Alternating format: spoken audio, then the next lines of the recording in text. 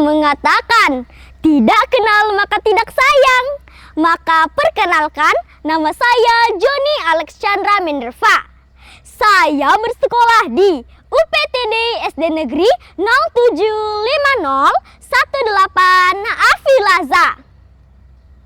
Kali ini saya mengikuti VLS 3N tahun 2026 kategori mendongeng. Pada kesempatan kali ini, saya akan mendongeng yang pastinya seru.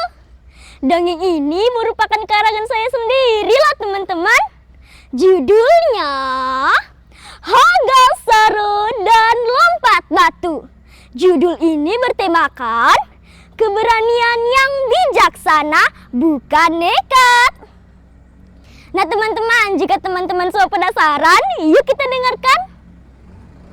Alkisah di sebuah desa bernama Hombokara, hiduplah keluarga kecil yang sangat miskin, yang terdiri dari Paksaro, Buksaro, dan Hagasaro. Dulu Paksaro adalah pelompat batu yang handal, tapi sekarang ia sudah cukup tua untuk melompat batu. Jadi ia berharap agar Hagasaro bisa meneruskan tradisi. Namun sayang, Hagasaro adalah seorang anak yang pemalu, penakut, dan pendiam. Suatu hari, Hagasaro sedang duduk di teras rumahnya. Tiba-tiba datanglah anak-anak desa dan mengajak Hagasaro untuk bermain dan melihat persiapan festival yang akan diadakan beberapa hari lagi. Hagasaro, ayo kita bermain. Hagasaro, sambil bermain, sambil melihat persiapan festival. Karena desakan anak-anak desa, Hagasaro terpaksa mengikutinya. Sesampainya di sana, mereka bermain dengan tantangan melompati kayu yang sudah tumbang di sekitar area lompat batu. Satu persatu anak-anak desa berhasil melompati kayu tumbang itu. Tibalah giliran Hagasaro. Saat Hagasaro ingin melompati kayu itu, tiba-tiba Hagasaro terjatuh. Anak-anak desa yang melihat itu pun tertawa terbahak-bahak.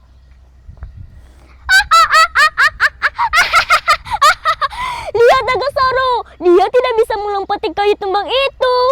Iya, malang sekali dia. Padahal dulu ayahnya adalah pelompat batu yang handal. Anak-anak desa pun meninggalkan Hagasaro. Hagasaro yang sedih pun lalu pergi dan menghampiri batu lompat yang ada di sana.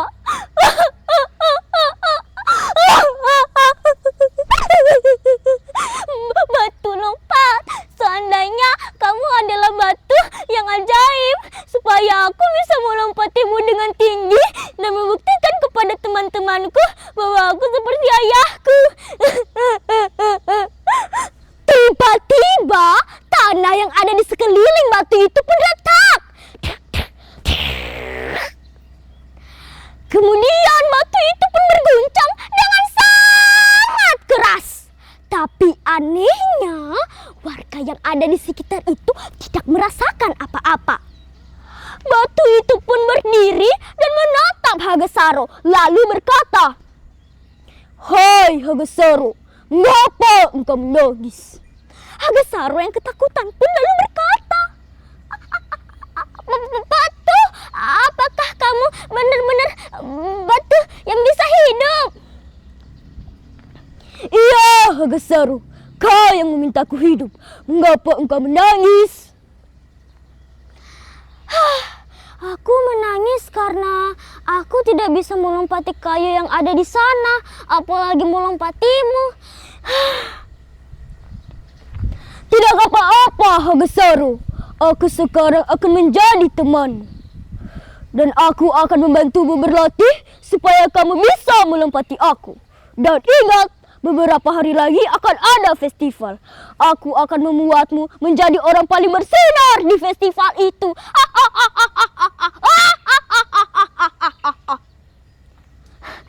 Betul, terima kasih. Hagasaro sudah sudi peluk aku. Saat Hagasaro memeluk batu itu pun mengeluarkan cahaya yang sangat terang lalu kembali seperti semula. Tum! Hagasaro yang gembira pun lalu kembali ke rumahnya. Ayah! Ibu! Ayah! Orang tua Hagasaro yang sedang mengobrol di ruang tamu pun terkejut lalu keluar. Ada apa, Nak? Ada apa?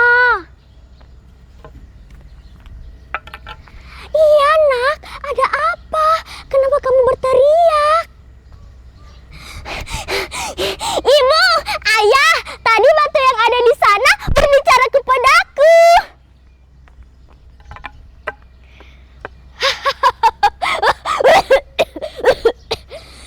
Nak, mana ada batu yang bisa berbicara? Sudah, sana pergi mandi, setelah itu makan ya. Hah? Aku berkata jujur kok. Keesokan harinya, Hagasaro pergi menghampiri batu itu lagi.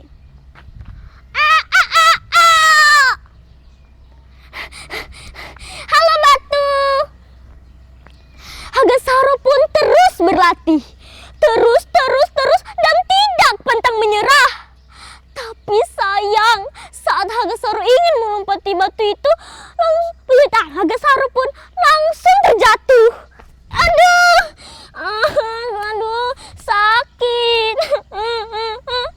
Batu yang melihat itu pun lalu berdiri dan berkata, Hagasaro, ingatlah perkataanku ini. Keberanian ada di dalam dirimu. Mendengar perkataan itu, Hagasaro semakin percaya diri. Wah, tibalah masanya festival. Semua orang bersorai-sorai dengan gembira sambil bertepuk tangan. Festival sudah dimulai. Namun sayang, tokoh utama pelompat batu di festival itu mengalami cedera pada kakinya.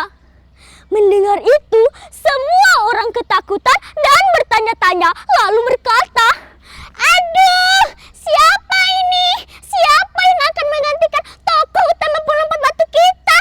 Aduh. Di tengah keriuhan, Hagasaro dengan lantang berkata, Akulah yang akan menggantikan tokoh utama pelompat batu itu. Semua orang tercengang dan menatap Hagasaro. Kemudian orang tua Hagasaro pun datang dan berkata kepada Hagasaro, Nak, apakah kamu yakin? Yakin ayah, aku pasti bisa. Kemudian ada salah satu warga desa yang tertawa terbahak-bahak. Anak kecil, mana mungkin kamu bisa melompati batu yang berlipat-lipat tingginya daripada kamu? Tidak mungkin anak kecil. Hagasaro tidak menghiraukan perkataan itu. Hagasaro pun maju mengambil ancang-ancang dan melompati batu itu. Saat Hagasaro melompati batu itu, semua mata hanya tertuju kepada Hagasaro karena lompatan Hagasaro yang begitu indah. Warga desa pun bertanya-tanya, bagaimana dia melakukan itu? Sesudah itu, semua warga desa bersorai-sorai kepada Hagasaro.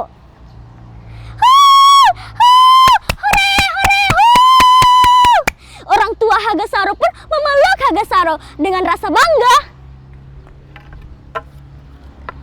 Nak, kami bangga kepadamu. Sini peluk kami. Semua orang bersorai-sorai kepada Hagasaro karena tadinya anaknya pemalu, penakut dan pendiam sudah menjadi anak yang pemberani dan sudah menjadi anak yang dibanggakan di desa mereka. Nah teman-teman, bagaimana? Seru kan ceritanya? Siapa nih yang mau menjadi Hagasaro? Pasti banyak kan? Nah teman-teman, sudah dulu ya cerita saya. Terima kasih karena telah menyaksikan Burung Kakak Tua, Burung Cendrawasih. Cakep. Sekian cerita saya. Terima kasih.